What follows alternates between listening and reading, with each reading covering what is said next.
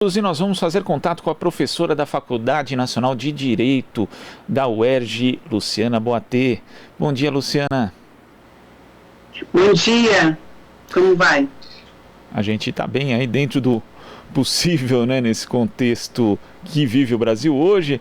Mas, Luciana, ontem nós tivemos a decisão da segunda turma do Supremo Tribunal Federal pela suspeição do juiz Sérgio Moro no processo relativo ao triplex do Guarujá, envolvendo o ex-presidente Lula. E esse julgamento foi ali retomado após um pedido de vista do ministro Nunes Marques e o voto dele, né? No voto dele ele falou muito a respeito da questão das mensagens hackeadas, embora nenhum dos ministros que tenha votado a favor da suspeição tenha usado na prática como fundamento essas mensagens, e também falou que o habeas corpus não serviria para avaliar a suspeição do juiz Sérgio Moro. Como é que você viu, de uma forma geral, o voto do ministro Nunes Marques, Luciana?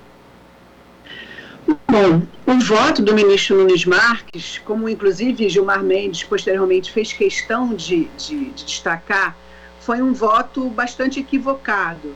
Me parece que ele ali se sentiu pressionado politicamente, essa é uma leitura que eu tive, porque do ponto de vista dos seus argumentos, ele inclusive foi depois criticado até por Carmen Lúcia, né? Ele alegou que o habeas corpus não seria o meio hábil para questionar aquela decisão, e já tinha sido citado por Lewandowski e dentre outros argumentos também, que no caso de legalidade como esse, já havia precedente do STF no sentido de admitir o habeas corpus como meio para poder fazer cessar, né, aquela ilegalidade, que é uma ilegalidade muito grave, né? Eu acho que isso é importante também dizer.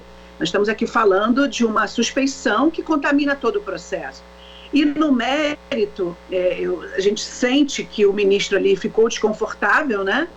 Mas se esforçou em trazer argumentos. Para mim, ali, ele efetivamente sofreu uma pressão política. A gente não sabe se foi de Bolsonaro ou, enfim, de outros grupos, mas o fato é que o voto de Nunes Marques ficou bastante estranho naquele contexto dos debates como estavam colocados ontem, o que inclusive levou o Gilmar Mendes a rebater todos os argumentos posteriormente. Isso me chamou muita atenção. Não é comum essa retomada da palavra por outro ministro depois de um voto de um ministro. Ainda mais que os votos em geral já vêm escritos, né? E ali o ministro Gilmar Mendes ficou sabendo naquele momento do voto do Nunes Marques e foi rebatido. Quer dizer, mas nesse cenário, né? E dada a importância desse julgamento, apesar dele já ter dado, àquela altura ele já tinha dado o voto dele, o ministro Gilmar Mendes, foi importante essa intervenção justamente não só para rebater os pontos, mas também para dar a dimensão da gravidade da questão que estava sendo tratada ali, Luciana. Exato, o Gilmar Mendes estava muito emocionado, né? Você via claramente como ele estava, assim, nervoso mesmo, né? Foi um momento do Supremo que eu considero antológico, porque a gente viu ali, tanto no rebate, né? O que o Gilmar fez foi rebater os argumentos de Nunes Marques, mas você sentia como o próprio Gilmar estava emocionado. Foi um momento histórico, de fato. Eu, particularmente, como professora de Direito, falava até para os meus alunos da importância do dia de ontem, né? Porque o que nós estamos vivendo nesses últimos anos, até para o professor de Direito, é muito difícil explicar para os estudantes que condenação era aquela e qual era o nível, né, de ataques à Constituição que estava sendo promovida pela Lava Jato. E ontem, de fato, a gente viu uma reconstituição assim, do direito, uma preocupação do Gilmar Mendes, de fato, com o resultado daquele julgamento, um resultado que tem efeitos e impactos políticos, mas, acima de tudo, a pessoa pode gostar ou não de Lula, mas o que eu acho que é importante reafirmar aqui para o Brasil é a necessidade do respeito ao devido processo legal, à Constituição, como marco civilizatório para a gente poder estar efetivamente num espaço chamado democracia, né? Porque o que a gente está vendo, o que a gente viu nos últimos anos, em especial nesse caso, mas a justiça também falha em muitos outros, foi um absoluto ataque aos princípios mais básicos do direito. Então, o que Moro representa e que ontem o Supremo conseguiu de alguma forma, dar uma resposta à altura, é que não se admite esse tipo de processo de perseguição política, em que um juiz suspeito usa o processo e a justiça para fazer política, né, para intervir num processo político. Isso é muito grave e a gente não pode naturalizar. Eu acho que a indignação de Gilmar Mendes era uma indignação de boa parte dos brasileiros ontem, e ele soube passar isso, transmitir isso não só na sua narrativa jurídica e na sua argumentação jurídica, que foi impecável, mas também pela emoção que ele passou naquele momento.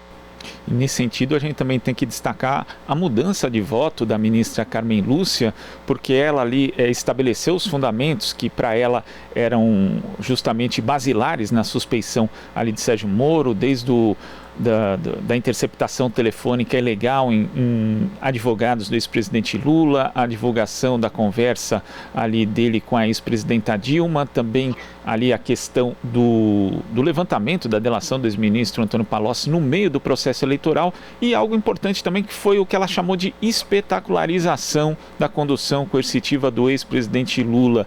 Quer dizer, ali dá para tirar também um guia na prática de como o sistema de justiça brasileiro deveria atuar em relação a réus em processos, e a pessoas que também nem chegaram a ser consideradas réus em processos penais, né, Luciana?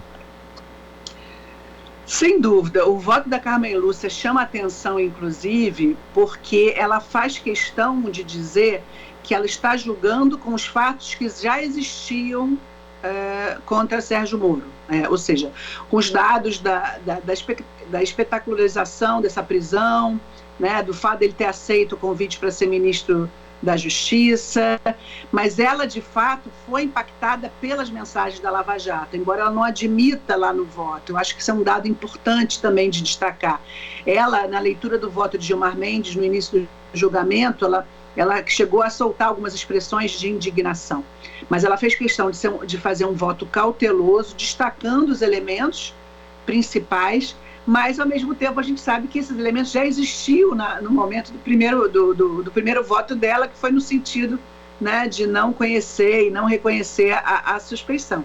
Então, o que a gente, do ponto de vista assim, de uma análise jurídico-política, a gente vê que já havia elementos ali para declarar a suspeição de Moro, mas foi necessário que tenha havido aquele vazamento da Vaza Jato e toda a comoção pública e a indignação colocada ali, né, no cenário político, para que a própria Carmen Lúcia pudesse se dar conta de como o Supremo anteriormente já vinha chancelando todas as decisões de Sérgio Moro. É importante que se diga isso, né? Assim, houve uma guinada, houve uma mudança, mas o Supremo vinha chancelando a incompetência da 13ª Vara também, que o Supremo vinha reiteradamente dizendo que era competente, o Supremo vinha negando essa argumentação anterior de suspeição, que já vinha de muito tempo. O habeas corpus, ele foi protocolado antes da divulgação das mensagens, né? Então, trata-se aqui de uma situação mesmo que o Supremo está precisando fazer essa reparação. Eu vejo a decisão de ontem como uma reparação, no caso essencial e de extrema importância para o povo brasileiro, para a justiça e especialmente para a democracia brasileira. Quer dizer, as mensagens, apesar de não terem sido usadas como provas, né, isso é importante ressaltar, porque o ministro Nunes Marques perdeu muito tempo do voto dele falando a respeito da forma ilícita como essas mensagens foram obtidas. Depois o ministro Edson Fachin também falou a respeito das mensagens, mas não foi com base nisso que os ministros decidiram. Agora, como você ressalta, Luciana, essas mensagens ajudaram a não só estabelecer a conexão entre os fatos que já eram ali denunciados pela defesa do ex-presidente Lula, mas também para mudar o clima no sistema de justiça de uma forma geral? Sem dúvida. Eu acho que é importante dizer também que, do ponto de vista técnico-jurídico, essas mensagens, sim, são admissíveis, mesmo sendo ilícitas, para fins de comprovação da inocência de um réu, como é o caso do Lula, né? Essas provas, apesar de ilícitas, como elas levam a uma prova da inocência de alguém, em qualquer caso, independente de ser Lula ou qualquer outra pessoa, essas provas são consideradas válidas. O que elas não podem ser utilizadas para, no caso, condenar alguém. Então, Sérgio Moro e Dallagnol não podem ser condenados por esse crime que cometeram, na verdade, né? Agora, de fato, houve um grande esforço de Nunes Marques e também de Fachin para salvar a Lava Jato. Eu acho que é isso, assim, que está em jogo hoje. Esse voto, e também Fachin, que ficou horas depois tentando se justificar. Eles não só, Fachin em especial, não só está tentando justificar uma atitude anterior que todo mundo já viu que está errada, que ele efetivamente, né, não seguiu o que seria a decisão correta, mas ele também está tentando salvar, vamos dizer assim, esse espírito combativo da Lava Jato à corrupção. Mas eu acho importante dizer que o que Moro e Dallagnol fizeram também é uma forma de corrupção. Não é uma forma de corrupção tradicional, não envolve dinheiro, mas envolve o desvirtuamento das instituições para fins de interesse próprio, privado deles, né? Eles não agiram representando a justiça, representando, né, de forma imparcial. O que eles fizeram foi a instrumentalização do processo da máquina do judiciário para satisfazer seus próprios interesses pessoais e políticos, né, de ganhar visibilidade, de criar essa imagem desse personagem do combate à corrupção, que foi o que eles fizeram, mas, na verdade, eles agiram corrompendo o sistema de justiça. Ou seja, se a intenção era efetivamente combater a corrupção, não é violando a própria lei que vai se combater a corrupção. Também isso já foi dito anteriormente por Gilmar, mas eu acho que é importante repetir. Somente se combate a corrupção ou qualquer ilegalidade respeitando o devido processo legal. Qualquer outra atitude fora dessa significa também uma adesão a um outro tipo de corrupção, que é diferente, mas não deixa de ser corrupção. Sem dúvida. Luciana, queria agradecer a sua participação aqui no Jornal Brasil Atual. Até a próxima. Eu que agradeço. Bom dia. Bom dia. Conversamos aqui com a professora da Faculdade Nacional de Direito da UERJ, Luciana Boatê. Aqui você ouve as notícias que os outros não dão. Jornal Brasil Atual.